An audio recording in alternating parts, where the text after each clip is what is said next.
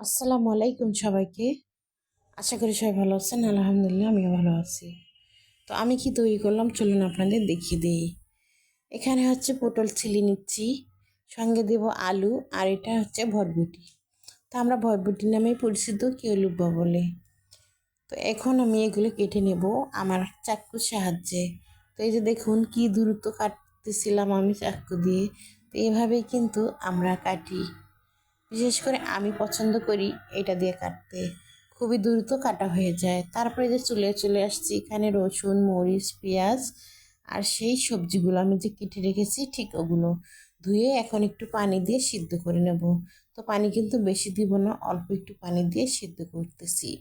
তো সিদ্ধ করা যখন হয়ে যাবে ঠিক তখন কিন্তু আমি এখানে দেখিয়ে দেবো আপনাদেরকে পরে কি কি দিলাম। দেখুন পানি কিন্তু সব শুকিয়ে গেছে, যতটুকু ছিল অতটুকু শুকাবো। আর এখানে আমি এখন সরিষার তেল দিয়ে দিচ্ছি। সরিষার তেল দিয়ে সুন্দর করে এখন নেড়ে দিচ্ছি। নাড়া হয়ে গেলে কিন্তু ভাজা ভাজা করে নেব, নিয়ে কিন্তু নামিয়ে ফেলবো। তো এখানে আর বেশি কিছু আমি দেব না, শুধু দেবো যেটা লবণ।